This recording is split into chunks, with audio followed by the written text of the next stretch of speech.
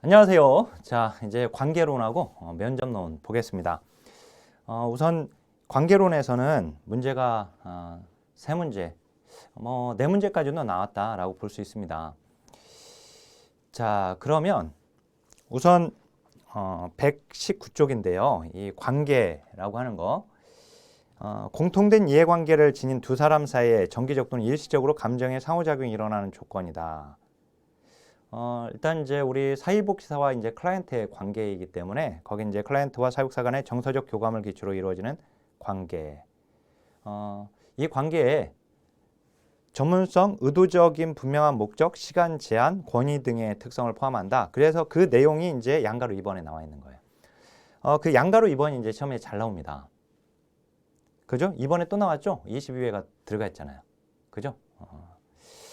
자, 그러면 사회복지사와 클라이언트의 관계는 그냥 관계가 아니라 전문적 관계입니다. 그 전문적 관계이면서 사회복지사는 도움을 주는 거죠. 그죠? 클라이언트는 도움을 받는 거죠. 그래서 이제 원조 관계라고 해요, 그걸. 그래서 원조 관계 또는 전문적 관계라고 하는데 이것의 특징을 보면 첫 번째는 항상 목적을 지향한다. 반드시 목적이 있어야 돼요. 근데 우리 시험에 이렇게 나와요. 반드시 목적이 있는 것은 아니다. 반드시 목적이 있는 건 아니다. 그런가? 이렇게 하면 넘어가면 안 돼요, 거기서. 알았죠? 반드시 목적이 있어야 돼요. 클라이언트와 관계를 맺는 이유가 뭡니까? 목적이 있어서 만난 거예요, 우리는. 그죠? 그래서 거기에 사회복지사와 클라이언트의 관계는 전문적 목적을 달성하기 위해 형성된 관계입니다. 그래서 사회복지사와 클라이언트 간 상호 합의한 의식적 목적을 성취하고자 하는 관계예요. 자, OX 문장. 사회복지사와 클라이언트 사이에 합의된 목적이 있다. 그럼 맞죠? 전문가가 설정한 목적 달성. 틀려요. 거기 상호 합의, 요 밑줄 쳐놓고 상호 합의된 목적이 있는 것이지 전문가가 일방적으로 설정한 목적이다. 그러면 틀리는 거예요. 알았죠? 조심하시고. 자, 그다음에 시간 제한적입니다. 그리고 체계적인 구조를 가지고 있어요. 시간 제한을 두지 않는다.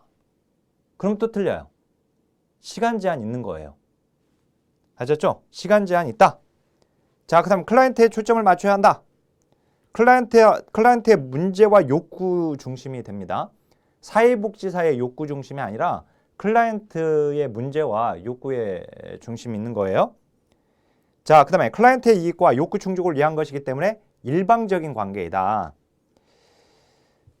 즉 사회복지사 이익과 욕구 그리고 클라이언트의 이익과 욕구 모두를 위한 쌍방적인 관계가 아니라 클라이언트의 이익 욕구 충족을 위한 것이다. 그래서 일방적 관계이다. 결국 이제 클라이언트의 이익을 위한 헌신이다라고 하는 거죠. 그래서 사회복지사의 이익과 욕구 충족을 위한 일방적 관계다 틀리죠. 그러니까 이 문장이 틀린 이유는 거기 사회복지사를 클라이언트의 이익과 욕구 충족을 위한 일방적 관계라고 하면 맞는 거예요. 알았죠? 자, 다시 한번. 사회복지사와 클라이언트는 반드시 상호 간의 이익에 헌신하는 관계이다. 상호 간의 이익이 아니란 말이에요. 클라이언트 이익에 헌신하는 관계이지 사회복지사의 이익이 아니라. 그래서 상호 간의 이익이라고 이번엔 해놨네요. 들렸죠? 예, 상호 간의 이익이 아니라 클라이언트의 이익을 위한 헌신이다. 자, 우리가 그 문장들을 그냥 봐버리면 그래 사회복지사 클라이언트는 반드시 상호 간의 이익의 헌신? 왠지 맞는 것 같다 생각하고 넘어갈 수가 있어요. 그래서 조심해야 합니다. 네. 자, 그 다음에 5번. 전문적 관계이며 문제 해결을 지향한다. 자, 그리고 전문가는 전문성에 기반을 둔 권위를 가지고 있는 거예요. 즉 사회복지사는 권위가 있습니다. 즉 전문가로서의 권위가 있는 거죠. 그죠? 전문가로서의 권위가 있는 거예요. 자, 거기 클라이언트는 전문성에 비롯된 권위를 갖는다. 클라이언트가 왜 전문성을 가져요? 그죠? 사회복지사가 전문가로서의 권위, 즉 전문성에 비롯된 권위를 갖는 것이고 전문가의 권위는 부정적 작용을 한다. 그러면 안 돼요. 전문가의 권위가 부정적 작용을 하는 것이 아니라 사회복지사는 전문가로서의 권위가 있어야 하는 거예요. 자, 우리가 병원에 갔을 때 제가 한번 허리가 삐끗한 적이 있어요. 그래서 좀 못 움직일 다리를 디디면 막 전체 몸이 막 울리니까 그래서 이제 굉장히 힘들었던 적이 있었는데 한번 이렇게 삐끗해가지고 머리 감다가 이렇게 숙이고 하다가 근데 병원에 정형외과에 갔는데 정형외과 의사분이 간호사들하고 막 장난을 하고 있는 걸 제가 봤어요. 앞에서. 젊은 의사가. 그래서 밖에 이렇게 정형외과 의사분이 이렇게 여러 명이 이렇게 있는데 저분이 아니었으면 좋겠다. 나의 중요한 이 허리를 저 사람한테는 맡길 수 없다. 이런 생각을 가졌는데 하필은 그분한테 딱 배정이 된 거예요. 근데 역시나 그분을 통해서 이제 나왔죠. 그러니까 전문가가 아니라면, 그러니까 전문성을 지닌 것 같이 보이지 않으면, 그러면 클라이언트가 어떻게 자신의 삶의 문제를 맡기고 도움을 요청하겠습니까? 그죠? 전문가로서의 권위가 있어야지 되는 거예요. 그래서 이제 우리 행정론에서는 힘의 비대칭적 균형이라는 표현을 써요. 클라이언트의 자발적 동조를 이끌어내기 위해서. 사회복지 행정의 특징 중에 하나인데 클라이언트가 자발적으로 참여를 해줘야 하거든요. 근데 자발적 참여를 이끌어내기 위해서 힘의 비대칭적인 균형, 즉 사회복사는 전문가로서의 권위를 가지고 있으면서 서로 수평적 관계를 유지하는 거예요. 알았죠? 그래야 믿고 따라오죠. 그죠? 우리 선생님들이 지금 제 강의를 듣는 것도 저의 전문성을 보고 지금 제 교재와 강의로 지금 공부하는 것 아니겠습니까? 그죠? 그래서 거기 이제 클라이언트는 전문성에 비롯된 권위를 갖는다. 틀렸고 어떻든 전문가의 권위는 부정적 작용을 한다면 틀리는 겁니다. 그다음에 이제 6번 보면 사회복지사와 근데 이제 사회복지사가 권위를 막 고수한다. 그러면 안 되죠. 그죠? 권위를 고수한다. 그건 올바른 태도가 아닙니다. 자, 그다음에 6번. 사회복지사와 클라이언트는 파트너십 과정이다. 그래요. 클라이언트를 동반자, 협조자로 인정하는 겁니다. 비록 우리가 전문가로서의 권위를 가지고 있지만. 그죠? 그래서 클라이언트와 평등한 수평적 관계를 추구한다. 자, 거기 클라이언트는 전문가의 지시에 무조건 따라야 한다. 틀렸죠? 클라이언트의 자기결정권을 충분히 보장해 주는 겁니다. 자, 그다음에 전문가가 자신의 감정을 통제하는 관계이다. 자, 여기 중요한데 클라이언트의 감정을 통제한다고 하면 무조건 틀려요. 자, 이제 우리 이 관계론에서 7대 관계 원칙에서 통제된 정서적 관여의 원칙이 이제 나옵니다. 요 원칙은 자, 무엇을 통제하느냐? 무엇을? 소셜 워커의 즉 사회복지사의 감정을 통제하는 거예요. 알았죠? 사회복지사가 자신의 감정을 통제해야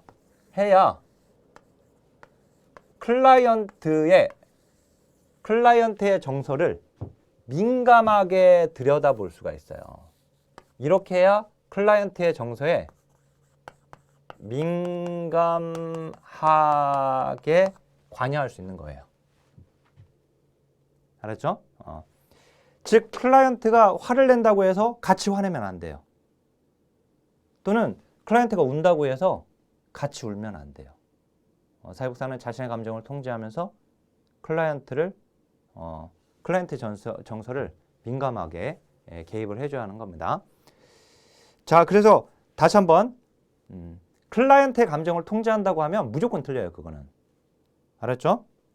그래서 이제 사회복지사는 자신의 반응을 통제하면 안 된다가 아니라 통제하는 겁니다. 그 다음에 이제 8번 보면 관계 전반적인 과정에 대해서는 사회복지사가 전문적 책임을 지게 되는 겁니다. 클라이언트와 공동으로 책임을 진다. 그러면 안 돼요. 공동으로 책임을 지는 게 아니라 관계 전반적 과정은 사회복지사가 책임을 져주는 겁니다. 자, 그 다음에 거기 비밀 보장이 철저히 지켜져야 한다. 뭐 당연하고요. 자, 그거 중요합니다. 우리 여기서 문제 나온 거 10번 문제 봐보세요. 이번 22회 때 나왔던 10번 문제 봐보세요. 보면 거기 전문적 원조 관계에 관한 설명으로 옳은 것은 자, 클라이언트의 문제와 욕구가 중심이 된다. 맞죠? 답은 바로 나와버렸어요. 그죠? 시간 제한을 두지 않는다? 틀렸죠? 전문가의 권위는 부정적 작용을 한다? 틀렸죠? 전문가가 자신의 원조 방법에 대해 통제해서는 안 된다? 아니죠. 틀렸죠? 원조 목적에 맞게끔 통제해 나가는 겁니다. 자, 클라이언트는 전문가의 지시에 무조건 따라야 한다. 틀렸죠? 이렇게 문제가 출제가 되었어요. 뭐 답을 구하는 것은 뭐 어렵지 않았었고요. 그죠? 자, 이제 120쪽으로 와보세요. 전문적 관계 기본 요소들입니다. 전문적 관계, 원조 관계를 형성하기 위한 요소들이에요. 기본 요소들. 요거는 우리가 이제 기술론에 가게 되면 기술론 제1장에서 사육사의 전문성을 다루게 돼요. 근데 사육사의 전문성은 크게 둘로 이루어져 있습니다. 하나는 과학적 기반이고 또 하나가 예술적 기반이에요. 근데 그 예술적 기반의 요소에 모두 다 포함이 돼요. 관계 형성의 기본 요소들은. 그래서 거기 제가 예술적 기반에 해당한다 이렇게 해 놓았습니다.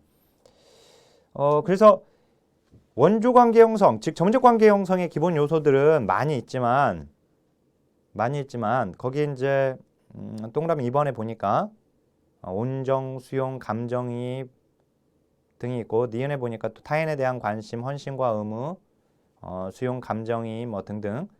디귿에 보니까 소명의식과 책무, 따뜻함, 이해, 용기, 민감성 등등이 있네요. 근데 거기 바람직한 원조관계 형성에 방해되는 행동에서 클라이언트를 감동시키려고 노력한다.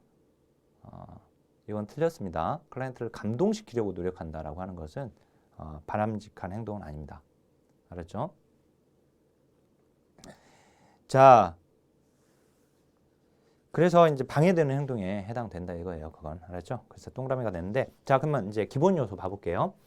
기본 요소에서 거기서 이제 뭐 타인에 대한 관심 나와 있고 시험은 나오지 않았죠. 그 무조건적 긍정적 관심은 누구 거였죠? 인행사 학자 중에 누구예요? 떠올랐어요? 누구예요? 예. 로저스죠? 로저스. 그죠? 그래서 사회복사가 클라이언트를 충분히 수용하고 클라이언트에 대한 순수한 관심을 전달하려는 것을 의미한다. 만약 뭔 맘이라는 조건을 달지 않고 클라이언트에 대해 관심과 보살핌, 호의, 수용, 온정, 존중을 표현하는 것이다. 자, 그러면 이제 감정이입. 3번 나왔네요. 8회, 11회, 21회. 자, 이 감정이입은 공감입니다. 클라이언트의 감정과 그 감정의 의미를 정확하게 민감하게 인식하고 전달하는 사회복사의 능력. 다시 한번 사회복사가 원조 과정에서 자신의 관점을 유지하면서 클라이언트의 느낌과 경험에 몰입할 수 있는 능력을 얘기하죠. 이걸 우리가 역지사지라고 하는 거죠. 그러니까 클라이언트 입장에서 생각해 보는 것이죠. 그죠? 클라이언트 입장에서 클라이언트의 느낌과 경험에 몰입하는 능력을 얘기합니다. 거기 이제 감정이입을 통해 클라이언트는 사회복사라는 중요한 타인으로부터 충분히 이해받고 있다고 느끼면서 자기인식이 확장되고 동시에 자신의 문제를 탐색하고 정체성을 발견하게 된다. 자, 그 다음에 그 디귿에 보니까 공감은 동감이나 동정은 아니다. 알았죠? 감정이입은 공감인 겁니다. 공감. 자, 그 다음에 이해는 안 나왔고 쭉 와서 나온 것 위주로 좀 정리하시길 바라겠습니다. 거기 7번에 보니까 진실성과 일치성이죠. 이것도 여러 번 나왔네요. 그죠? 10회, 12회, 16회, 20회 이렇게 나왔는데요. 자, 진실성은 사회복지사가 자신의 진실된 반응을 신뢰하고 감정 또는 반응을 있는 그대로 클라이언트에게 전달하는 능력이다. 그죠? 그래서 사회복사가 클라이언트와 관계를 맺을 때 일관성 있고 정직한 개방성을 유지하는 것. 이게 바로 지금 진실성과 관련되어 있어요. 또는 일치성. 자, 다시 한번 진실성을 갖기 위해 사회복사는 자신에 대해 정직하고 올바른 자기인식을 추구해야 합니다. 자, 라이 보니까 진실한 사회복사는 방어적이지 않고 자발적이며 말과 행동이 일치합니다. 그죠? 이 진실성. 그래서 거기 그 OX 문장 보면 선한 목적을 위해 클라이언트에게 진실을 감추는 것은 필수적으로 허용된다. 틀렸죠? 진실성이 요구된다라고 하는 거. 자, 그다음에 거기 일치성은 클라이언트와 관계 형성 시 일관성 있고 정직한 개방성을 유지하는 거. 대화의 내용과 행동이 항상 일치하는 거. 그죠? 그리고 전문가로서의 자아와 가치 체계에 부합한 거. 그죠? 이게 지금 일치성입니다. 자, 그 다음에 헌신과 의무 봐보세요. 이것도 이제 잘 나오는데요. 헌신과 의무. 이번에 이제 헌신과 의무가 또 나왔죠? 10, 17, 19, 20, 22. 그죠? 나온 것들이 이렇게 나와서 이제 우리가 이렇게 교재로 이렇게 보지만 또 문제를 풀잖아요. 여기서 나왔던 문제. 아까 우리 진실성과 일치성의 이 문제를 쭉 풀게 되고 그 다음에 또 헌신과 의무 그간에 나왔던 문제들을 풀면은 아 이게 어떻게 공부하면 되는구나 이게 좀 더 명확해져요. 알았죠? 이게 지금 봐서는 뭘 외워야 하는 거야? 이렇게 생각될 수 있지만 일단은 그냥 이런 의미구나 라고 하는 걸 일단 알고 계시고 거 보면 이제 헌신과 의무도 원조 상황에서의 책임감을 의미한다. 근데 아까 우리가 아까 일관성을 아까 일치성에서도 얘기했었는데요. 근데 얘는 이제 일관성을 포함하는 개념이기도 하다.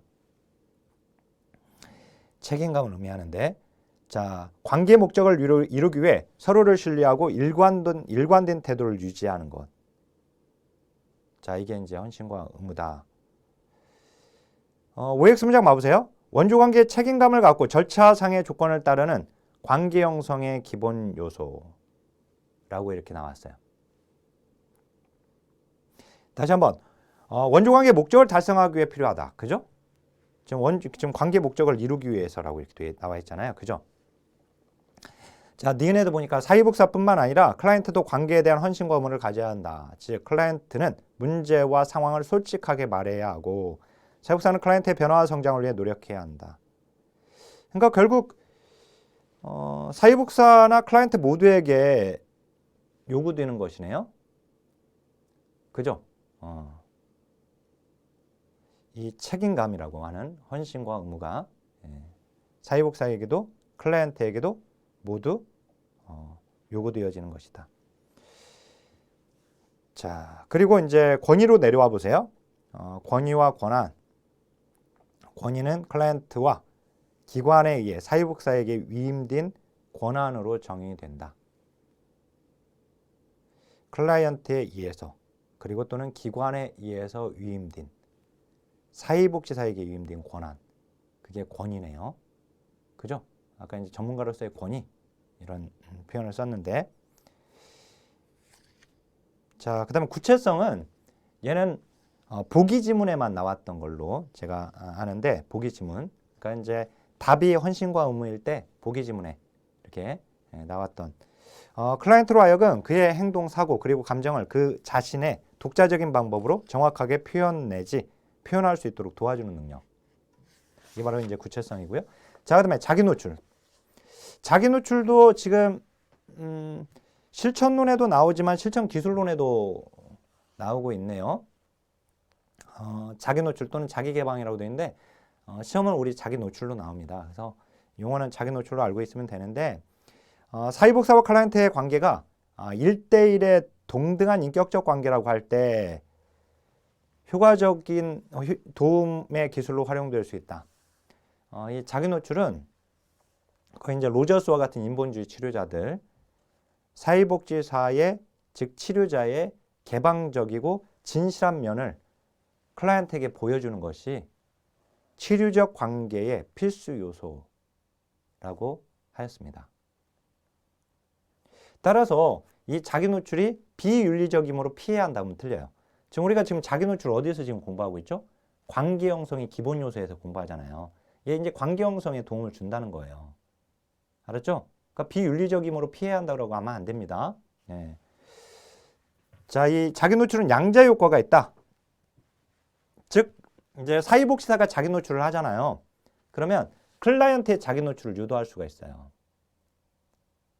사회복지사가 자기 노출하면 클라이언트의 자기 노출을 유도할 수 있어요. 자, 자기 노출이 적절하게 사용될 때와 부적절하게 사용되었을 때가 나왔는데 그러니까 자기 노출은 적절하게 사용을 해야 하는 거죠. 부적절하게 사용하면 안 되는 거죠. 그죠? 당연한 겁니다. 자, 근데 거기 자기 노출의 두 가지 형태예요. 사회복지사가 자기를 노출하는 거예요. 그러니까 자기를 노출하는데 자기 노출을 하는데 그게 두 가지죠. 하나는 자신의 감정, 즉 생각이에요. 이 감정, 이제 생각. 그 다음 또 하나가 경험이에요. 어르신이 이렇게 바뀌시니까 제가 너무 기쁘네요. 어르신 술 지금 이제 드시지 않는다고 하니까 이제 제가 너무 마음이 흐뭇합니다. 이렇게 얘기하는 거. 자, 이게 이제 감정을 표현한 거예요. 사육사의 감정을. 자, 근데 경험을 얘기하는 것은 저도 전에 그런 문제를 겪은 적이 있어요. 이렇게 말하는 거. 예. 자, 이렇게 되면 사회복지사의 이런 자기 노출에 대해서 클라이언트도 노출하게 된단 말이에요. 이제 자기를 드러내게 된다 이거죠. 그래서 이제 거기 사회복지사가 자기 노출 시 주의해야 할 점은 뭐냐? 그러면 거기에 이제 중요한 게 최소예요. 최소. 자기 노출은 최소한만 해야 돼요. 많이 하면 안 되고 최소한만. 즉 적극적으로 자기 노출한다면 틀려요. 자주 한다, 종종 한다, 다 틀려요. 자기 노출은 최소한만 해야 돼요. 그리고 불안정한 성격, 그리고 무능력 등에 대해서 지나치게 솔직한 자기 노출은 피해야 돼요. 자, 자기 노출할 때 내용과 감정이 일치돼야 합니다. 내용과 감정이. 제가 이제 어린 시절 가출을 한 적이 있어요. 물론 이제 가출했다가 당일 돌아오긴 했지만, 근데 어떻든 가출한 적이 있어요. 그럼 뭐 가출이라고 말하기는 어렵죠. 그냥 하루 뭐 며칠 있다고 하는데 제 마음으로는 가출을 했어. 학교를 안 가버렸어. 그래가지고 그 지도부실에 끌려가가지고 엄청나게 맞았죠. 고등학교 1학년 때 한번. 근데 물론 이제 그 전에도 가출한 적이 있긴 있습니다. 그것도 물론 어떻든 당일 학교를 안 간 거야. 그러니까 학교를 안 가고 그리고 항상 선생님들한테 맞았죠. 근데 제가 그 얘기를 하면서 그래서 비행청소년과 얘기를 할 때 선생님도 고등학교 때 그런 힘든 일이 있어서 수업에 나가지 않은 적이 있다. 그래서 학교가 다 끝나고 친구들이 이제 야, 너 내일 학교 가면 선생님한테 죽었다. 너 왜 안 왔냐. 막 이렇게 이제 얘기를 들은 적이 있었는데 어떻든 자, 근데 제가 그 내용을 하면서 얘기를 하면서 즐겁게 얘기하면 안 되죠. 그죠? 그러니까 그 내용과 제 감정 일치를 하면서 얘기를 해주는 거죠. 당연히. 그래서 거기 보면 노출의 내용과 감정이 일치되어줘야 하는 것이고 그 다음에 면접의 목적과 관련이 없는 개인적인 경험을 이야기하는 것은 적절하지 못하고요.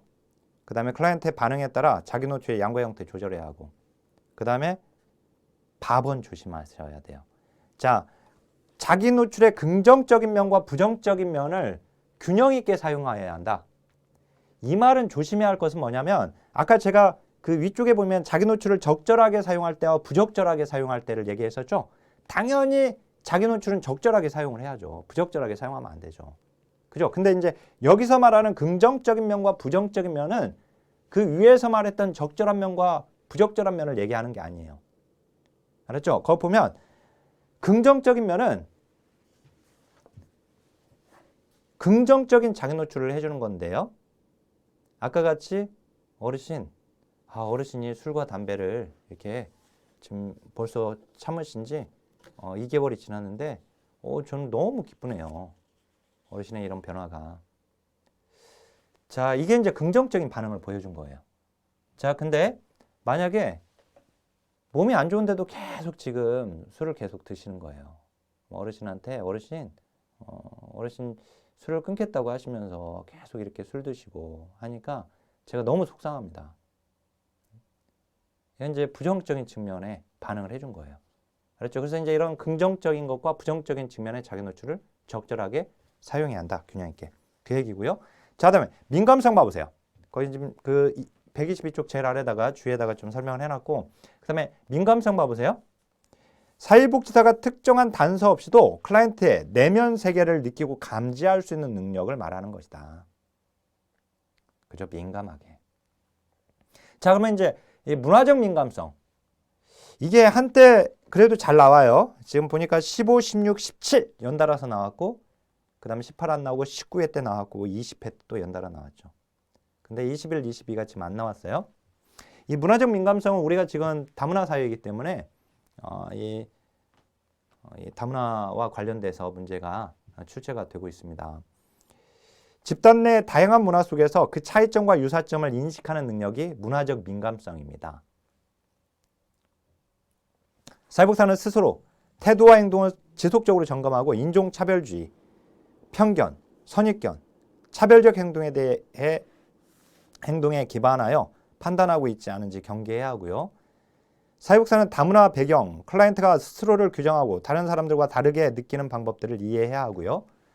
사회복사는 출신 국가, 피부색 간에 존재하는 권력적 이계관계를 인식하고 선입관과 고정관념의 틀에서 벗어나도록 노력해야 합니다. 자, 그리고 사회복사는 자민족 중심주의를 경계하고 다문화 생활 경험과 같이 맞는 개입 전략을 개발해야 됩니다. 자, 그러면 OX 문장 좀 보면은 다문화주의는 문화 상대주의다. 그죠? 맞아요. 이건 지금 인행사에서 그 문화 부분 있죠? 인행사 마지막 부분. 그거 보시면 이런 내용들 나와 있습니다. 다문화 사회복지 실천에서 사회복지사에게 요구되는 문화적 역량. 자, 주류 문화에 대한 동화주의적 실천 지향. 지향이라고 해서 틀린 거죠. 지양이라고 해야죠. 동화주의는 문화 동화는 좋은 거였나요? 고유 문화를 버리고 주류 문화로 들어와라 라고 하는 것이 문화 동화였습니다. 문화 수용, 문화 통합이 좋은 거라고 그랬죠. 그죠? 문화 수용, 문화 통합이 동화주의적 자세를 취하는 것은 올바르지 않다. 자, 그 다음에 클라이언트는 사회복사의 문화적 자유를 수용해야만 한다. 클라이언트가 수용해야 합니까? 사회복지사가 해야 하는 거죠. 지금 여기서. 자, 그 다음 이제 관계원칙으로 이제 와서 이 관계원칙은요. 이게 왜 만들어진 거냐면 어떻게 만들어진 거냐면 거기 이제 BS텍 선배님께서 이 7대 관계원칙을 만든 원리가 123쪽 제일 아래 나와 있습니다. 그죠? 거기 보면 자, 우리 이제 클라이언트와 소셜 워커 사회복지사 간에는 원조 관계예요. 그러면 클라이언트는 사회복지사한테 도움을 요청하겠죠. 그러면 사회복지사는 클라이언트에게 반응을 보여주는 것이고 클라이언트가 다시 사회복지사에게 재반응을 보여주는 거예요. 근데 클라이언트가 사회복지사한테 도움을 요청할 때 원조관계에서 도움을 요청할 때 여기서 욕구를 표현하게 돼요. 욕구. 우리도 병원 가면 뭐 의사들은 뭐 거의 그냥 뭐 딱 필요한 것만 빨리 물어보고 그냥 하게 되지만 그 부모님이나 어르신들 같이 이렇게 병원에 가면 어르신 부모님은 항상 뭐 얘기하잖아요. 뭐 내가 사실 뭐 우리 안 오려고 그랬는데 우리 막둥이가 이렇게 해가지고 이렇게 해서 왔다. 막 이제 진료와 상관없는 여러 가지 얘기들을 막 하게 되죠. 그죠? 이제 개인의 삶의 독특성을 자꾸 얘기를 하시는 거예요. 거기서 보면. 그죠? 그래서 이제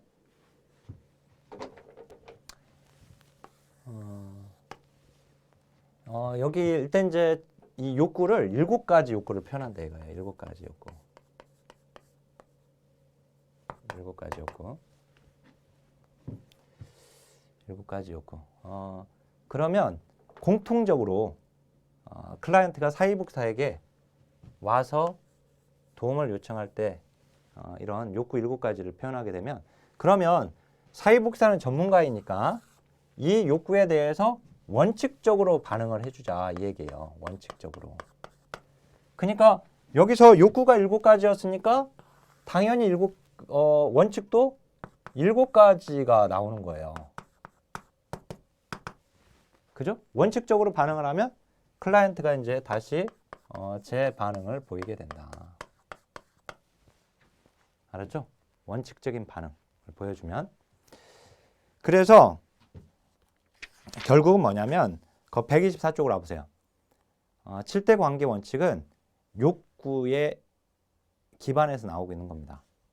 그래서 그 표를 보면 제가 표로 작성을 해놨는데 124쪽 표를 보면은요. 제일 왼쪽에 욕구가 있잖아요. 그 다음에 원칙이 있고요. 그 욕구에 기반해서 나온 원칙이 있고. 그죠? 그리고 그 원칙에 대한 설명 이렇게 되어 있는 겁니다. 먼저 첫 번째를 보면 다른 사람과 다른 독특한 인간으로서 취급되기를 바라는 욕구. 그게 바로 이제 그에 대한 욕구에 상응해서 만들어진 원칙이 바로 개별화입니다. 그래서 이 개별화를 보면 각 클라이언트의 독특한 자질을 인정하고 이해하는 것으로 다른 사람과 다른 차원에서 인정해주고 취급해주는 거예요. 클라이언트에게 맞는 원리와 방법을 다르게 적용하여 도와주는 거죠. 그러니까 어떤 노숙인이 왔어. 노숙인을 봤어. 그 노숙인을 도와줘야 하는데 노숙인들은 이런 문제를 다 가지고 있으니까 이렇게 일반화시켜버리면 안 돼요. 그 노숙인, 그 개인의 그러한 독특한 삶을 인정해주고 그리고 그 개인에 맞는 원조를 해주는 거. 노숙인들은 다 그래. 가 아니라. 그래서 거기 보면 이제 일반화라고 하는 말은 개별화의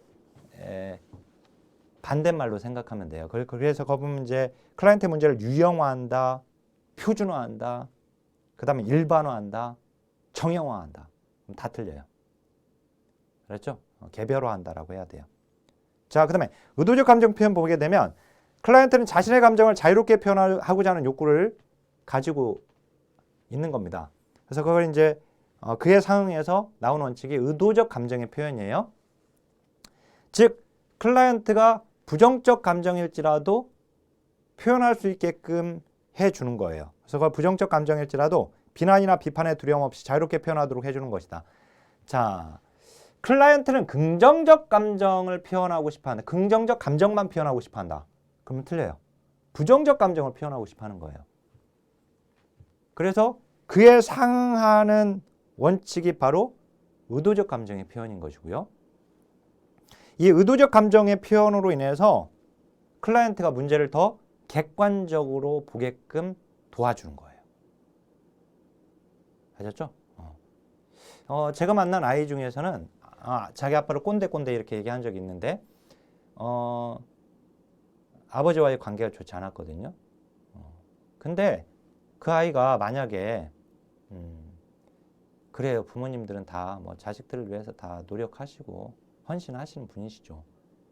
이렇게 얘기하고 있다면 그것은 그 아이가 자신의 부정적 감정을 아직 표현해내지 못하고 있는 거거든요.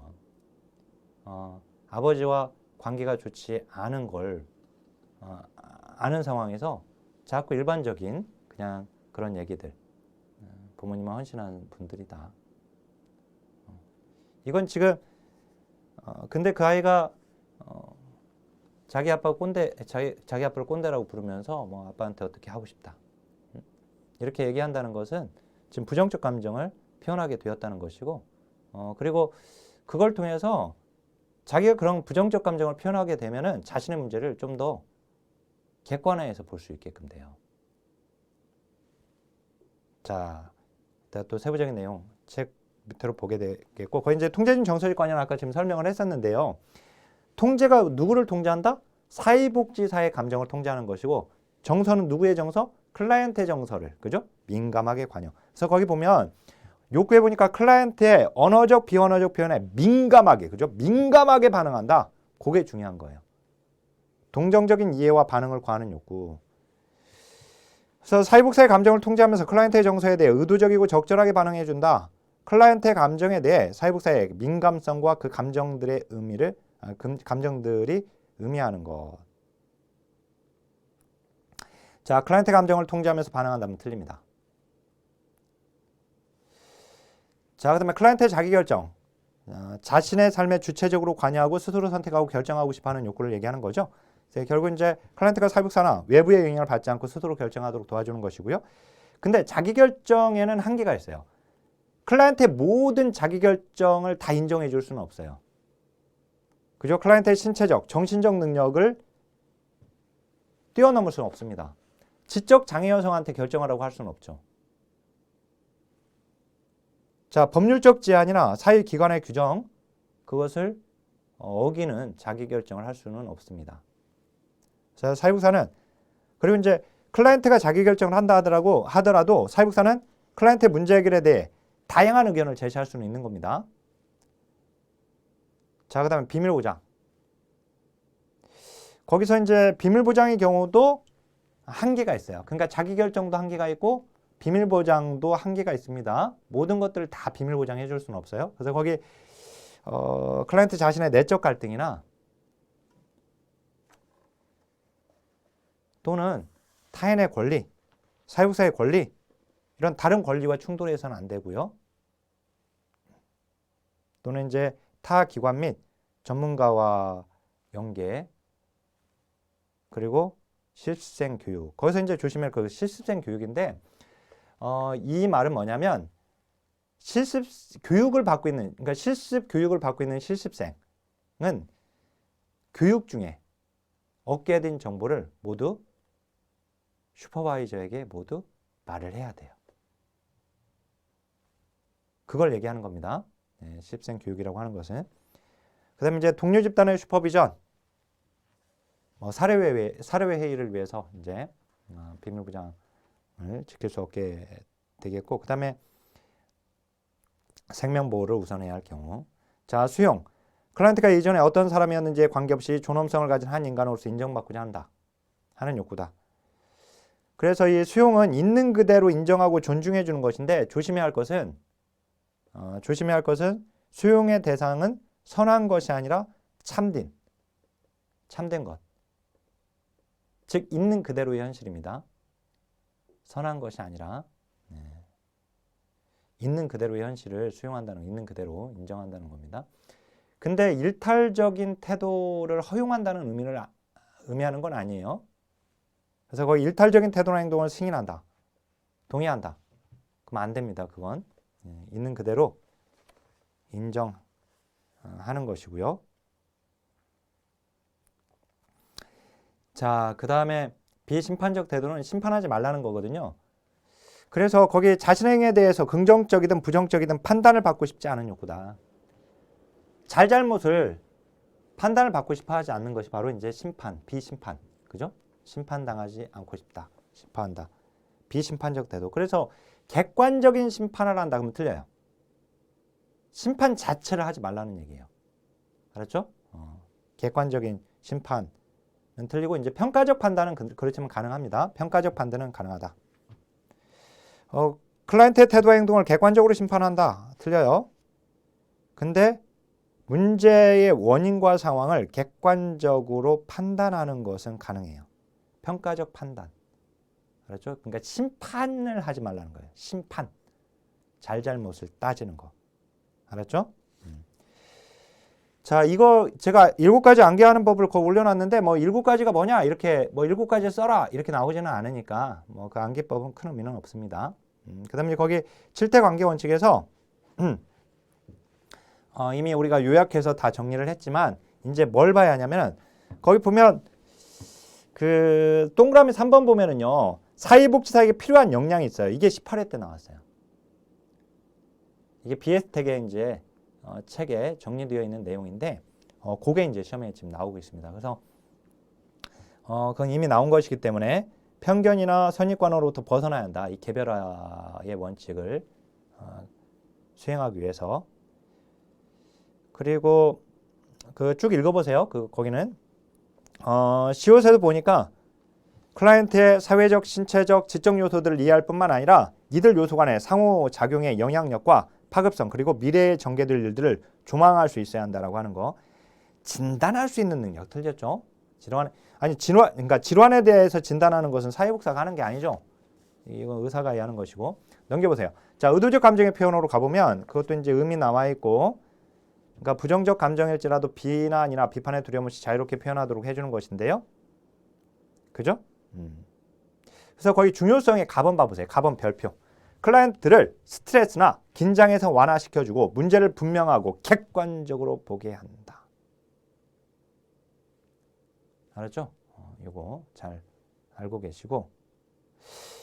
그 다음에 여기서도 사회복사에게 필요한 역량이 나와 있네요. 이건 아직 안 나왔어요. 그죠? 그래서 그거는 좀 알고 있었으면 좋겠습니다.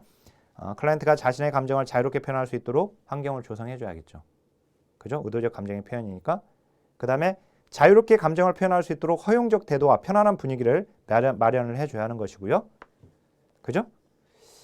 그 다음에 클라이언트의 감정과 행동의 차이점을 인식할 수 있어야 하고 감정을 표현하기 가장 좋은 시간과 장소를 선택해 줘야 하고요. 정서적 지지를 제공해 줘야 하고요. 그 다음에 클라이언트의 감정 상태를 파악해야 합니다. 자, 그 다음에 통제준 정서적 관여. 이제 여기서 이제 핵심이 민감성인데요. 그 다음 공감적 반응. 거기에 127쪽 젤류를 봐보세요. 이 통제란 뭐냐? 통제란 사례의 전체적 목적에 따라 면접에서의 클라이언트의 욕구에 따라서 그리고 사회복사의 정적 판단에 따라서 그 방향이 설정되어야 하는 것을 말합니다. 그걸 통제라고 표현한 거예요. 알았죠? 그래서 아까 우리 원조관계의 특징에서 통제라는 표현이 나왔을 때 이게 감이 안 왔을 거란 말이죠. 그죠? 119쪽에서 거기 이제 통제하는 관계이다. 정서를 통제하는 건데 어디죠?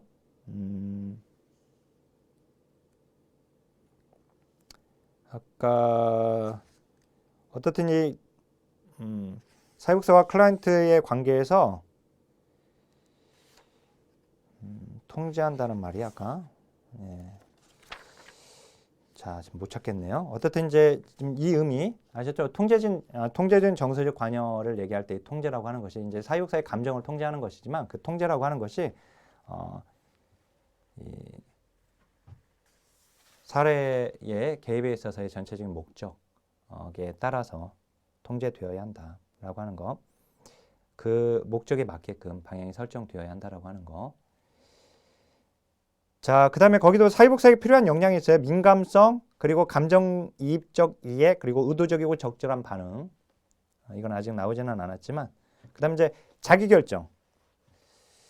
자기결정에서 자, 거기 3번에 보면 클라이언트가 자기결정 원리를 실천적 측면에서 고려해야 할 4가지 측면을 보니까 사회복사는 클라이언트와 함께 문제 해결 가능한 대안을 탐색해야 하고 그러니까 즉 클라이언트가 자기결정을 한다 하더라도 어떤 문제 탐색에 있어서는 같이 이제 탐색하고 사회복사가 여러 가지 해결 방안을 제시할 수 있는 겁니다. 그 다음에 이제 거기 문제 해결의 일차적 책임은 역시 클라이언트에게 있음을 또 인식시킨다. 자기결정이라고 하는 것이. 그리고 이제 우리가 고지된 동의를 하는 이유도 클라이언트에게 이제 고지된 동의를 해주는 이유도 뭡니까? 클라이언트한테 결정하라는 거예요. 사회복사가 알려주기는 하죠. 이게 그렇지만 이제 클라이언트가 이제 결정을 내리는 것이니까 그래서 이제 원조 과정 전반에 걸쳐서 계속 고지된 동의를 해주는 것이죠. 그죠? 자기결정과 관련되어 있어요. 고지된 동의가.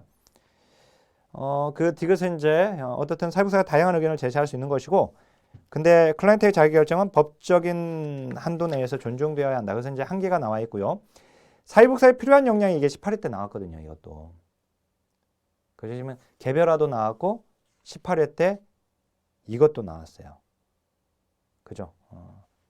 자기결정도. 그래서 클라이언트가 자신의 문제 욕구를 전체적인 관점에서 관찰하고 이해할 수 있도록 도와주고 활용 가능한 자원이 존재하고 있음을 알려주고 자신의 잠재적 자원을 적극적으로 개발하고 활용하도록 도와주고 그죠? 경청하고 수용적 태도 의사결정 과정에 참여하여 스스로 판단하고 결정할 수 있도록 돕는 것이죠. 근데 클라이언트에게 필요한 것을 결정하여 이를 관철시킨다. 누가? 사회복사가 지금 관철시킨다라고 하는 것인데 올바르지 않습니다. 자, 그 다음에 비밀보장. 비밀보장에서도 거기 비밀보장의 한계 봐보세요. 제일 아래. 그 내적 갈등이 뭐냐. 클라이언트가 자신의 비밀을 보존하려는 권리와 다른 권리와 의무 간의 명백한 갈등이 존재한다. 클라이언트가 그의 비밀을 보존함으로써 그의 다른 권리와 의무를 실현할 수 없는 경우에 이제 갈등이 생기는 이런 내적 갈등. 자, 그 다음에 거기 이제 수용 보겠습니다. 수용도 중요한 거 그 니은에 보면 그의 일탈적 태도나 행동을 승인하는 것은 아니다. 그죠? 한 인간으로서 클라이언트의 가치, 그의 있는 그대로의 현실, 그의 감정을 받아들이는 것이지 일탈적인 태도나 행동을 승인하는 건 아니다. 그래서 사회 규범에 벗어난 행동도 허용될 수 있다. 그러면 틀리죠. 그죠? 결국 이 수용도 그 결과 및 효과에 보면 클라이언트 자신에 대한 수용과 자신의 문제를 현실적이고 객관적인 방법으로 대처할 수 있도록 돕게 됩니다. 그죠? 자, 수용에 있어서 사회복사에게 필요한 역량, 그건 시험 나오지 않았지만 그것도 좀 읽어보시고, 그 다음에 이제 비심판적 태도에서 보면 문제나 욕구의 원인이 클라이언트의 잘못 때문인지 아닌지 혹은 어느 정도 책임이 있는지를 심판하지 않는다는 원칙이다. 그죠? 하지만 그 디귿에 보니까 클라이언트의 태도, 기준, 행동에 대해 사회복사가 평가적 판단을 내려서는 안 된다는 것을 의미하지는 않는다. 판단은 가능해요. 그죠? 평가적 판단. 판단은 가능한데 심판하지 마라. 따라서 객관적 심판. 틀린다는 거죠. 그래서 거기 빈심판적 태도는 문제 원인과 상황을 객관적으로 판단하지 않는다. 그러면 틀리죠. 객관적인 판단은 해야 돼요. 평가적 판단 또는 객관적 판단은 가능하다. 이렇게 알고 계시고. 자, 그러면 이제 131쪽으로 오겠습니다. 자, 관계 형성의 장애 요인들이에요. 자, 그러니까 지금 관계론을 보니까 지금 6장의 내용은 맨 처음에 관계 형성의 특징, 그죠? 원조 관계의 특징이 있었죠. 그다음에 이제 원조 관계에 있어서의 기본 요소, 그죠? 관계 특징과 요소가 지금 우리 공부를 했었던 거예요. 그다음에 두 번째 관계 원칙이 있었어요. 그죠? 세 번째가 그 관계 형성을 방해하는 요인이 이제 이 방해하는 요인은 일단 불신. 사회복지사가 클라이언트를 불신하면 관계 형성이 어렵습니다. 당연하죠. 그죠? 그다음에 이제 그 아래 비자발적 클라이언트. 클라이언트가 자발적으로 참여하지 않은 경우는 관계 형성하기가 어려워요. 제가 이제 안산보건관찰소 집단 프로그램 횟수로는 한 2년간 집단 프로그램을 진행을 했었습니다. 수강명령 대상자들인데 이분들은 법적으로 수강명령을 받도록 되어 있어요. 그래서 안 받으면 안 되거든요. 그러니까 자발적으로 온 게 아니에요. 비자발적으로 온 거죠. 그죠? 그래서 이제 이런 비자발적인 클라이언트, 이 사람들과 즉 이런 클라이언트와 관계를 형성하는 것은 어렵습니다. 그래서 거기 이제 변화의 동기 없이 타인에 의해 전문적 도움을 받도록 강요받은 사람, 그 안에 불만이 있어요. 분노가 있는 거예요. 기분 나쁘거든요. 강제로 왔으니까. 그죠? 근데 거기 보니까 비자발적인 클라이언트는 원천적으로 배제한다. 그러면 안 되죠. 그래서 비자발적인 클라이언트를 동기화하는 행동 지침들이 나와 있어요. 이것도 이제 시험에 12회 때 나왔는데, 클라이언트가 참여해야 하는 이유에 대해서 사실적인 정보를 알려주고요.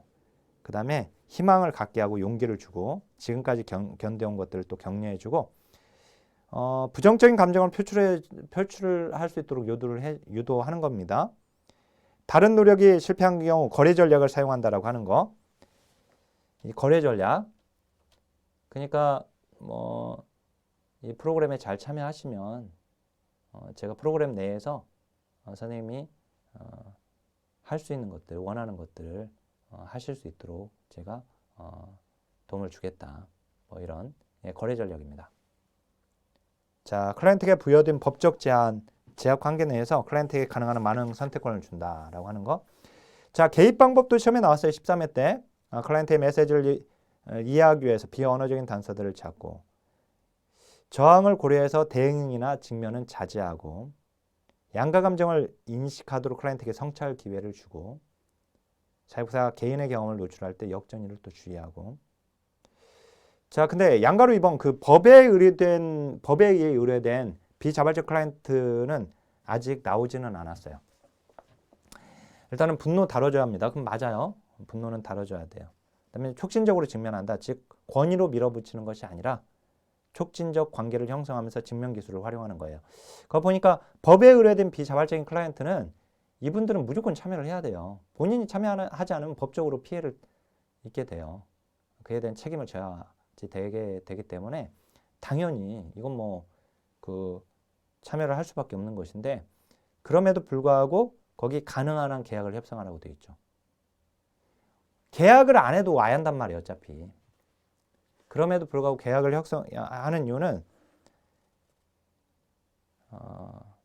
본인들의 의지로 참여하게 되는 것이 돼요. 그렇게 되면. 계약을 협상한다라고 하는 것이. 자, 그 다음에 저항도 관계 형성의 방해 요인 중에 하나죠. 저항. 그래서 이제 저항의 유형에는 침묵이나 핵심에서 벗어난 주제를 말하거나 무력감을 표현하거나 뭐 해도 안 돼요. 이런 것들. 문제를 축소하거나 마술적인 해법을 기대하거나 저항의 심리가 행동으로 나타나가지고 막 하품을 하거나 결석을 하거나 지각을 하거나 뭐 이런 것들이 다 저항의 유형이 되고, 그 아래 저항의 원인 중에 양가 감정 있죠. 그게 시험에 나왔어요. 양가 감정. 양가 감정은 저항의 원인 중에 하나입니다. 변화를 원하는 것과 원하지 않는 두 가지 감정이 공존하는 거예요. 두 가지 감정이 공존. 이번에 이제 이것도 자기 노출 자주 하면 안 되는데, 저희 이제 아이가 지금 고등학생인데, 이 아이가 방학 동안에 정말 열심히 갓생을 산다고 해서 정말 열심히 지냈거든요. 지금 얘가 아침 8시부터 나가가지고, 그러니까 7시 이제 저희가 이제 힘들었죠. 대신에 이제 방학이 끝나고 나니까 이제 기숙사 들어가 버려가지고 너무 지금 홀가분한데, 근데 아침에 일찍 데려다 주고, 그리고 뭐 10시에 온다고 할 때도 있고 11시에 올 때도 한다고 있고 또 12시에 오겠다고 하는 때도 있어요. 그러면 그때 또 데리러 가요. 그리고 이제 또 와서 자. 그럼 이제 아침에 자기는 무조건 6시에 일어나서 일찍 갈 거다. 6시에 못 깨워. 그잖아. 이렇게 피곤하게 자고 있는데 얘 그냥 좀만 더 자게 하자. 그래서 이제 30분이라도 더 자게끔 해주려고 하는데, 그러면 막 일어나 또 화를 내잖아요. 왜 안 깨워줬냐. 아침부터 이제 막 화를 내. 그러면 또 그걸 막 달래줘. 이제 야 대단하다. 정말 대단해 하면서 막 해주거든요. 막 이제 근데 이제 그렇게 해서 어떻든 보내 그렇게. 근데 느닷없이 자퇴를 하겠다는 거예요. 그래서 이제 그 자퇴 문제 때문에 거의 한 2주간을 너무 힘들었어요. 그래서 네가 자기 결정해라. 그래. 네가 원한다면. 근데 아빠는 이렇게 생각한다. 그래. 아빠 말이 맞죠? 하다가 그래요. 그러다가 또 저녁에 와가지고 자퇴하겠다. 또 그래. 그러면 또 막 또 얘기를 해. 그 과정을 막 반복을 했었는데, 어쨌든 이제 양가 감정, 이제 두 가지 감정이 공존하는 거죠. 그죠? 이럴까 저럴까. 자, 클라이언트가 이 실천 과정에 참여해서 기관의 원조 과정에 참여해서 내가 이걸 문제를 해결할까 말까. 이런. 자, 거기 이제 저항 다루기 나와 있는데 그건 안 나왔습니다. 근데 그 아래 이제 침묵 다루기는 나왔어요. 침묵은 여러 가지 의미가 있기 때문에 침묵의 의미를 파악하는 것이 필요하다. 아까 침묵은 이제 저항의 원인 중에, 저항의 유형 중에 하나였습니다. 근데 짧은 침묵은 정중한 침묵으로 대응하는 것이 좋다. 클라이언트가 느닷없이 면접 중에 침묵한다. 그러면 침묵의 이유를 알 때까지 질문한다. 그러면 안 되죠. 당연히 클라이언트가 침묵하면 같이 침묵해줘야 돼요. 그리고 그 이유를 탐색해야죠. 스스로 이제 사회복사가 혹시 그 면접의 어떤 내용 중에서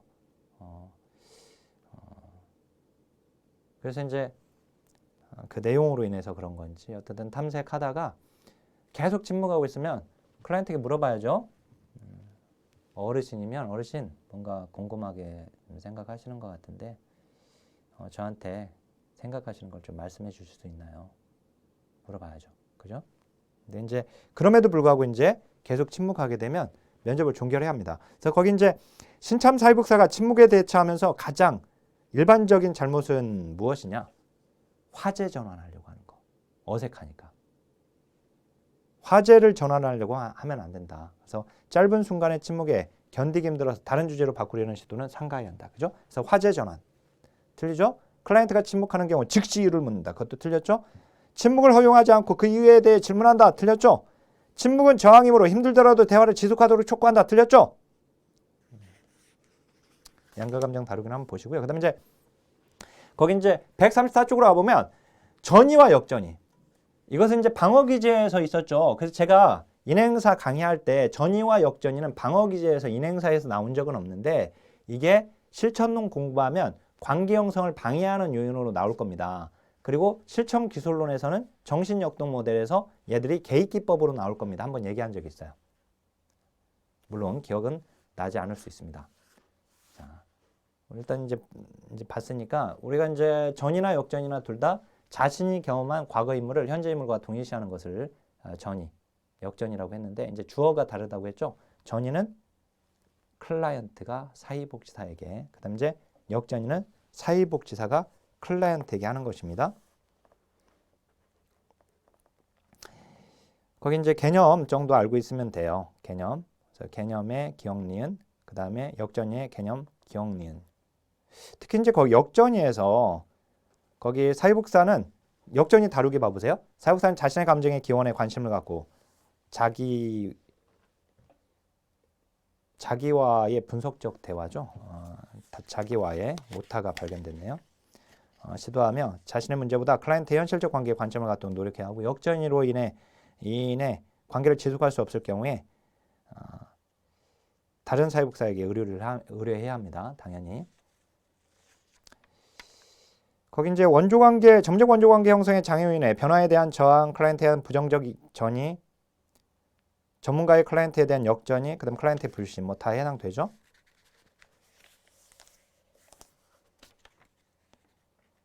거기 이제 역전이 다루기 그 기억에 자기 자신과의 이제 분석적 대화예요. 자기가 빠졌다고 보면 돼요. 자기 자신과의, 그죠?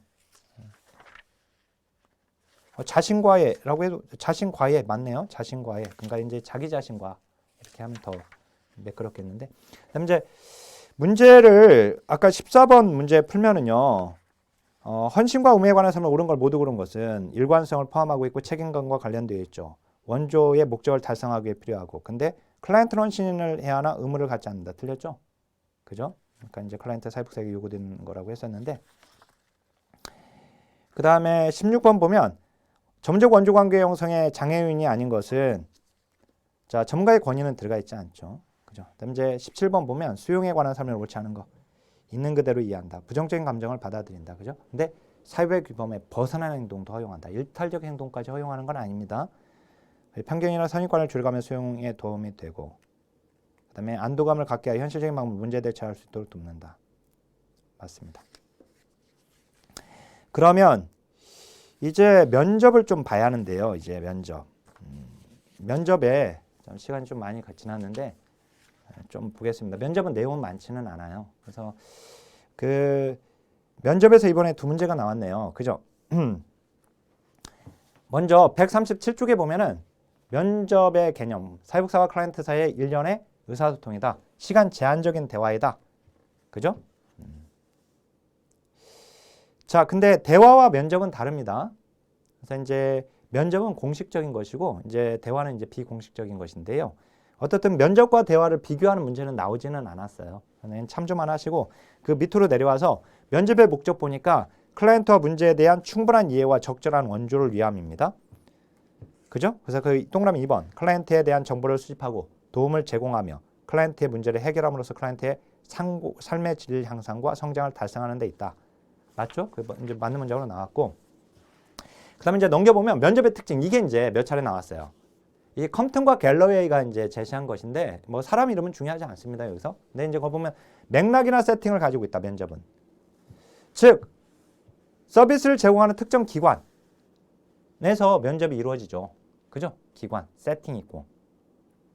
그리고 맥락이라고 하는 것은 면접 내용은 특정 상황, 맥락이 있다는 거야. 맥락이 한정되어 있죠. 남편의 술 문제, 남편의 외박 문제. 그죠? 그러면 그 술 문제와 관련된 그 상황, 그걸 가지고 이제 면접을 하는 것이죠. 그죠? 또는 그 아들의 또는 딸의 친구 관계 문제 학교에 그 상황을 가지고 면접을 하게 되는 겁니다. 자, 목적과 방향이 있는 것이죠. 목적과 방향이 항상 있는 건 아니다. 그러면 안 돼요. 목적과 방향이 항상 있는 거예요. 면접은 클라이언트와 사회복사가 목적 달성을 위한 일련의 과정을 밝기로 상호합의한 상태에서 진행함을 의미하는 것이다. 우연히 만나 정보를 교환하는 것이 아니라 구체적인 목표를 달성하기 위해 수행되는 과정, 즉 의도적으로 이루어지는 목적 지향적 활동이다. 그죠?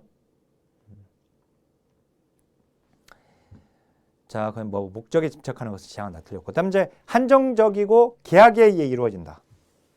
그죠? 한정적이고 계약에 의해 이루어집니다. 그래서 그 니은에 보면 계약은 면접 시기, 기간, 장소, 내용 등을 포함한다. 따라서 시간, 장소 등 구체적인 요건이 필요하다. 그럼 맞는 거죠. 목적이 오르면 기간이나 내용이 제한되지 않는 활동이다. 틀렸죠? 시간 제한이 있다. 기간에 제한이 있다. 그죠? 그다음 이제 특정한 역할 관계가 규정된다. 사회복사는 상담자, 클라이언트는 내담자가 됩니다. 공식적입니다. 비공식적인 것은 대화이고 면접은 공식적이에요. 의도적인 활동이고, 그죠? 자, 이제 면접의 종류인데요. 이제 여기는 이제 요거는 바로 다음 시간에 과정론 하면서 그때 다루어 드리겠습니다. 알았죠? 그때 볼게요. 예, 그때. 예. 바로 이어서 보겠고, 그 다음에 왜냐면 이제 이 과정론을 쭉 적어놓고 이제 좀 설명할 필요성이 있어요. 그래서 이어지니까 좀만 참으세요. 그다음에 이제 거의 면접의 조건. 라포가 형성되어져야 돼요. 그리고 이 라포는 마음의 유대, 조화, 공감, 화합의 상태이다. 그죠? 다시 한번. 서로 마음이 연결된 상태, 서로 마음이 통하는 상태.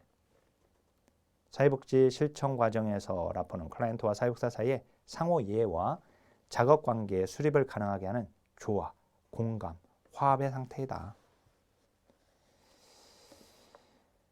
자, 근데 이제 그 141쪽으로 와보세요. 면접을 위해서 이제 또는 관계 형성을 위해서 라포가 형성되어야 하는 것이고, 근데 거기 이제 물리적 환경, 면접 장소, 클라이언트가 선호하는 장소 또는 사례의 특성이나 사정 등을 고려해서 융통성 있게 설정할 수 있는 것이고, 그다음 이제 면접 시간은 클라이언트 시간에 맞추어서 해야 하는 겁니다. 기록도 하게 되고 비밀성 지켜줘야 하고. 면접자의 예비 지식이 있어야 하고, 이제 옷차림이나 행동, 호칭이나 이런 것들은 이제 주의해야죠. 자, 근데 그런 것들 뭐 나오지 않았고, 이제 면접의 기술이 크게 세 가지가 나와요. 하나는 관찰, 또 하나는 경청, 그 다음에 질문이에요. 세 가지가 나옵니다. 여기가 이제 그나마 시험에 지금 나오고 있는 부분인데요. 이 관찰을 보면 면접은 결국 클라이언트와 이제 면접한다는 것은 면담이라고도 하고요. 이거 면접, 인터뷰니까 면담. 이거는 이제 클라이언트를 보면서 관찰하면서 대화를 하는 것입니다. 따라서 관찰이 들어가죠. 클라이언트가 말하고 행동하는 것을 주의를 기울이는 것이 관찰입니다. 그래서 이제 면접 중에는 클라이언트의 언어적인 표현뿐만 아니라 비언어적인 표현에도 둘 다 민감해야 한다라고 하는 거. 그죠? 자, 관찰할 때 주목해서 관찰해야 할 것들이 나와 있어요. 신체 언어. 그리고 이때는 이제 언어적, 비언어적인 것까지 다 모두 다. 그 다음에 처음 꺼내는 말과 클라이언트가 지금 처음 꺼내는 말과 종결하는 말. 그 다음 이제 화제 이동. 반복적으로 제시되는 것들, 주제, 제시. 그리고 진술의 불일치. 그리고 감추어진 의미. 그리고 침묵. 이게 이제 주목해서 관찰해야 할 내용이고, 이게 5회 때 한번 나왔었어요. 5회 때. 자, 그다음에 경청 봐보세요. 경청은 클라이언트의 사고와 감정을 이해하기 위한 적극적 활동이다. 클라이언트의 어려움에 공감하고 그에 필요한 반응을 해가면서 적극적으로 잘 듣는 것이다. 반응을 해가면서 듣는 겁니다. 반응을 해야지 클라이언트는 더 말을 하게 되는 거예요. 왜 상대방이 내 말을 지금 잘 들어주고 있구나 하고 더 말을 하는 거죠. 그죠? 그러면 더 많이 들을 수 있는 것이죠, 결국. 그래서 거기 이제 클라이언트 이야기에 반응하지 않는다 그러면 틀리죠. 그리고 감정적 정서적으로 억압된 클라이언트 감정 표현을 돕기 위해 잘 들어주는 것이 뿐만 아니라 클라이언트의 표정이나 몸짓도 관찰하여 의미를 파악하고 클라이언트가 자유로이 표현할 수 있도록 적극 격려하는 것을 포함합니다. 즉각적으로 교정한다 그러면 틀리고요. 중요성, 클라이언트의 고민에 대한 공감과 적극적 반응. 관계 형성. 그래서 거기 이제 클라이언트와 사회복사 사이의 신뢰 관계 형성에 도움이 된다. 맞습니다. 클라이언트의 이야기에 반응하지 않아야 한다. 그럼 틀리죠? 예. 그죠? 예. 적극적인 경청 기술은 이것은 면접 기술 또는 이제 우리 개입 기술로 이게 나와요. 경청 기술로만 이렇게 나오는 건 아니고 그래서 얘들은 그냥 이거 자체로 알고 있어야 하는데요. 환원은 바꾸어 말하기입니다. 결국 이제 클라이언트가 말한 내용을 말의 뜻에 초점을 맞춰서 재진술을 해주는 거예요. 다시 한번 클라이언트가 말한 내용의 어휘적 뜻을 사회복사가 자신의 언어로 바꾸어서 다시 말해주는 것이에요. 이렇게 되면 이제 클라이언트 입장에서는 지금 이 경청 기술의 환원이나 반영이나 이런 요약을 통해서 아, 사회복사가 내 말을 잘 들어주고 있구나 하고 더 말을 하게끔 되는 거예요. 그래서 이게 이제 경청 기술에 들어가 있는 겁니다. 그 예에 보니까 아버지께서 화내서 너무 화내서 너무 죄송해요. 왜냐하면 아버지께서 당뇨를 앓고 계시거든요. 더군다나 당뇨 관리가 제대로 안 되어서 다리 절단의 위기에 처했는데도 술을 계속 드실 때는 화가 나게 돼요. 나는 왜 우리가 잘 지내지 못하는지 모르겠어요. 자, 아버지를 걱정하고 관계가 향상되기를 바라지만 때때로 아버지와 함께하는 것이 매우 어려운 것 같군요. 이게 지금 재진술해 준 거예요. 그러니까 알았죠? 바꿔 말하기죠. 클라이언트의 초점에 맞춰서 바꿔 말한다. 즉 환원 또는 바꿔 말하기 다 알고 있어요. 그다음에 이제 반영은 말하고 있는 클라이언트 감정을 분명하게 파악하고 그것을 다시 클라이언트에게 전달하는 것입니다. 즉 클라이언트 말 속에 내포되어 있는 감정과 태도를 표면으로 이끌어내서 마치 거울처럼 클라이언트에게 보여주는 거. 이게 반영입니다. 자, 그 예에 이때 클라이언트는 어르신인데 고용 사무실에 그 사람 정말 바보 같아요. 그가 사람을 어떻게 다루는지 압니까? 난 거기 갈 때면 갓난아이가 되는 것처럼 느껴져요. 지금 어르신이 지금 고용 사무실에 그 사람이 직원이 지금 애 취급한다는 거잖아요. 어르신을. 그죠? 갓난아이처럼 느껴요. 얼마나 당황스럽겠습니까? 나이도 어린 사람이 막 애 취급하니까. 그죠? 그러니까 이제 어르신이 내가 당황스럽다 또는 좌절감을 느낀다 이렇게 얘기를 하지 않았지만 어르신의 지금 말 속에서 이미 당황스럽고 또 뭐 예를 들어서 모멸감을 느낄 수도 있는 것이고 그죠? 그래서 이제 그걸 이제 사회복사가 어르신께서 고용사무실에서 가면 고용사무실에 갈 때마다 당황스럽고 좌절감을 느꼈다는 것으로 들리네요. 그렇죠? 클라이언트 말 속에 포함되어 있는 감정을 사회복사가 대신 말을 해주는 거예요. 거울에 비춰주듯이. 요약은 몇 가지 메시지 내용과 감정적 표현을 한데 모으는 것이다. 축약하여 정리하는 거죠? 그죠? 근데 이제 요약이 이게 제가 여기 기출표기 안 해놨는데 요약이 이제 또 시험에 나왔죠. 그래서 이제 이게 언제입니까? 제가 147쪽에 그 요약하기 거기다 양가로 5번에 기술론 21회 때 이게 나왔었어요. 면접을 시작하거나 마칠 때 혹은 새로운 주제로 전환하려고 할 때 사용해요. 그래서 이제 새로운 주제로 전환할 때 사용하는 것으로 이렇게 이제 문제가 나왔거든요. 이게 뭐냐? 답이 요약이었어요. 알았죠? 기술론에서. 이제 자, 계속해서 다시 앞으로 와서 거기 이제 144쪽으로 오겠습니다. 질문 기술이에요. 면접에서는 특히 여기가 중요해요. 여기가 시험에 잘 나옵니다. 자, 질문의 유형 보면 개방형 질문과 폐쇄형 질문 있잖아요. 근데 우리가 그 조사론에서 설문지 작성에서 개방형 질문과 폐쇄형 질문에서는 거기서는 개방형 질문은 주관식이었고 폐쇄형 질문은 객관식이었어요. 근데 이제 실천론에서는 달라요. 실천론에서는 그 개방형 질문, 폐쇄형 질문에서 개방형 질문은 폐쇄형 질문부터 보면 폐쇄형 질문은 예, 아니오로 응답할 수 있는 것들이 폐쇄형 질문이에요. 예, 아니오로 응답할 수 없는 것들이 개방형 질문이에요. 그러니까 가령 제가 선생님 오늘 점심 식사 하셨어요? 그러면 이제 예, 먹었으면 예, 아니면 아니요? 그죠? 그러니까 예, 아니요로 답변할 수 있죠, 이건.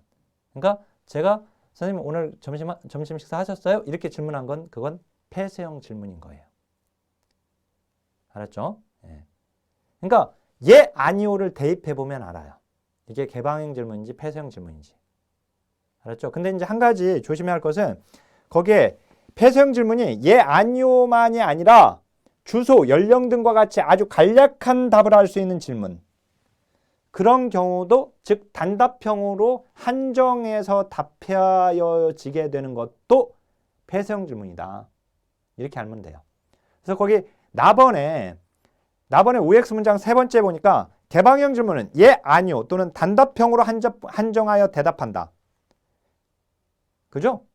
그걸 맞게 만들려면 폐쇄형 질문은 예, 아니요 또는 단답형으로 한정하여 대답한다. 그 단답형이라고 하는 게 바로 거기 주소, 연령과 같은 아주 간략한 답을 할 수 있는 질문을 얘기합니다. 연세가 어떻게 되세요? 그죠?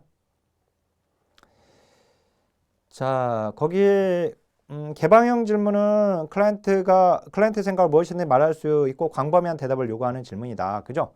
그래서 이제 폐쇄형 질문은 클라이언트의 상세한 설명과 느낌을 듣기 위해 사용한다가 아니라 개방형 질문이 그런 거죠. 그 다음에 거기 폐쇄형 질문에서 OX 문장 나번에 그 밑에 보니까 클라이언트가 지나치게 말을 많이 하는 경우에 폐쇄형 질문만을 사용하여 초점을 모으는 것이 필요하다.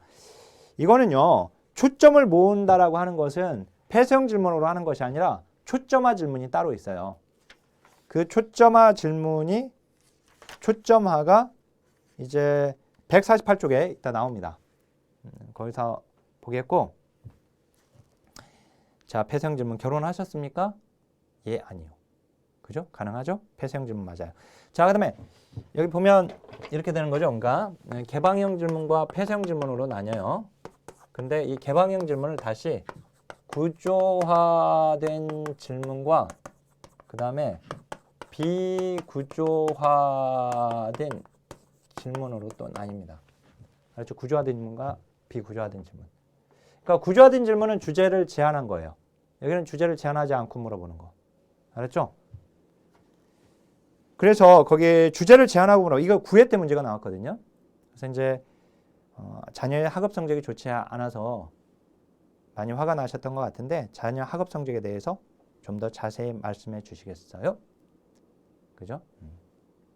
비구조화된 질문은 주제 선택도 클라이언트에게 맡기는 겁니다. 오늘 무슨 이야기로 시작할까요? 이거. 그죠?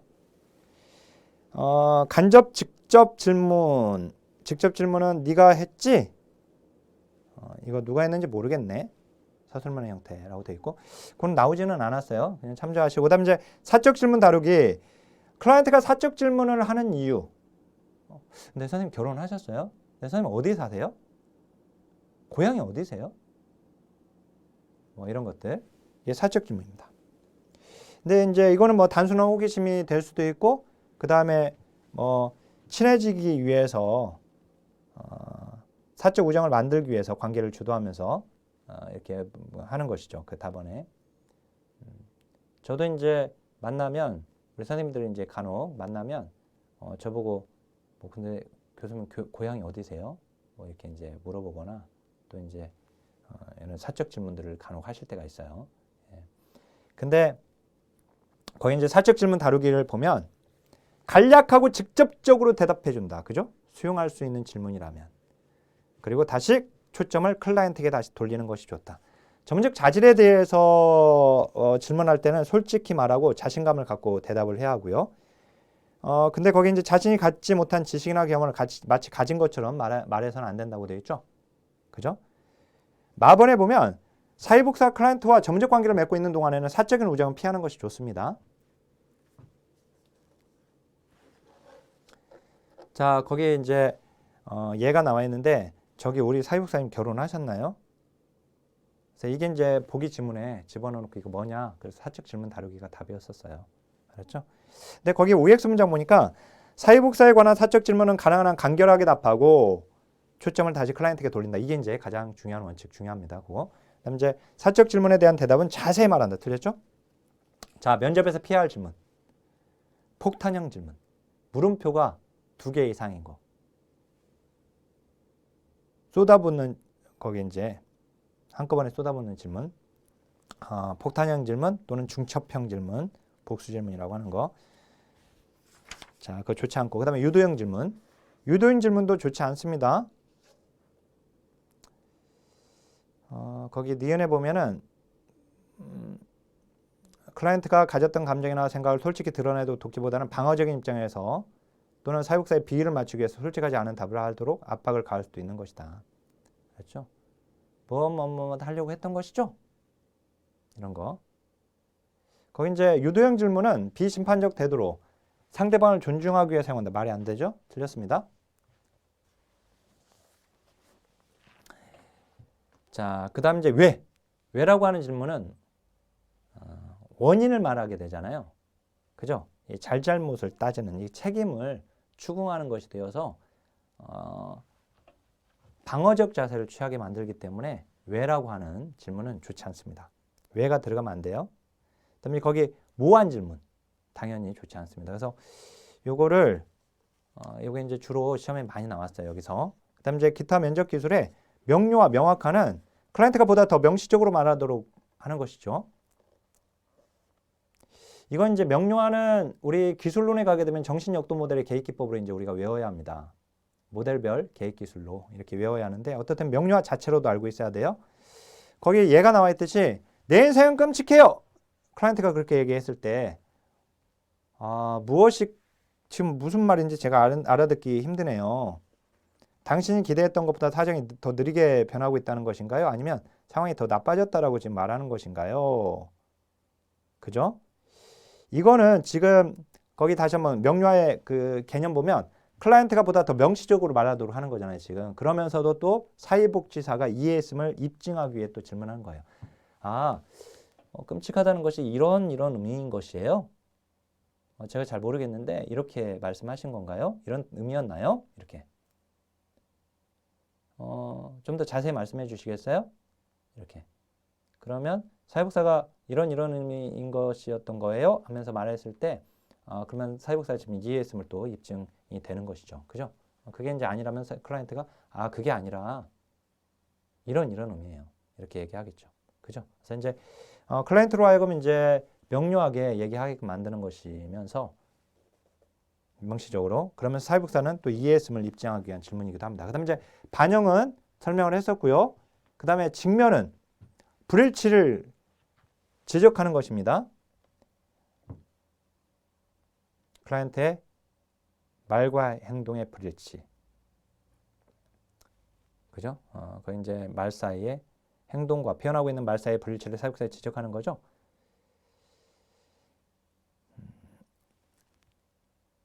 체벌은 절대 해서는 안 된다고 말을 했는데 대화 도중에 면접 중에 그 어머니가 또 체벌만큼 효과적인 것이 없다. 이렇게 또 얘기를 했을 때 어머니께서 그 체벌은 절대 해서 안 된다고 했는데 이번에는 또 체벌만큼 효과적인 게 없다라고 말씀하셨는데 이해가 되지 않는다. 이렇게 그러니까 이렇게 말씀하신 그러니까 이 불일치에 대해서 지적해 준 거 이것이 이제 직면입니다. 또는 이제 술을 끊겠다고 하면서 술을 계속 마시고 있는 거.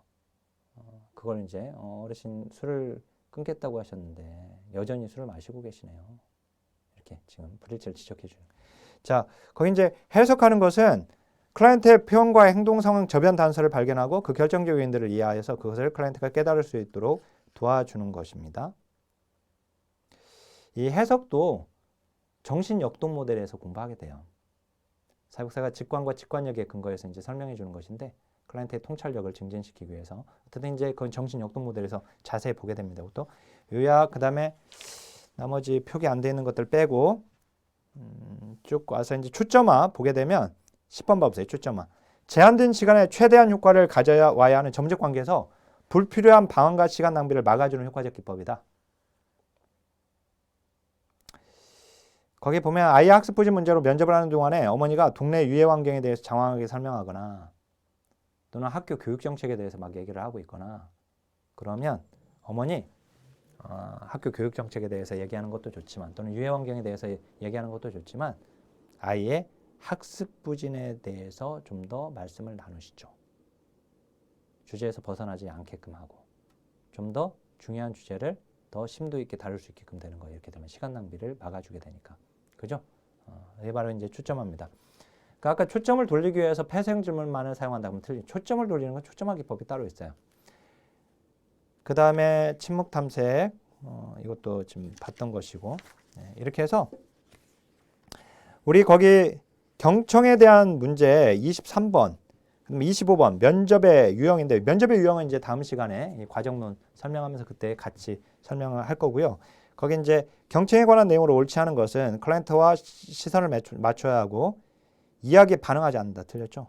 언어적 표현을 모두 파악해야 하고 클라이언트 감정과 사고를 이해하고 파악한다. 그죠? 열린 마음과 소용적 태도가 필요하다. 그죠? 2번이 옳지 않죠? 문제는 어렵지는 않습니다. 자, 그러면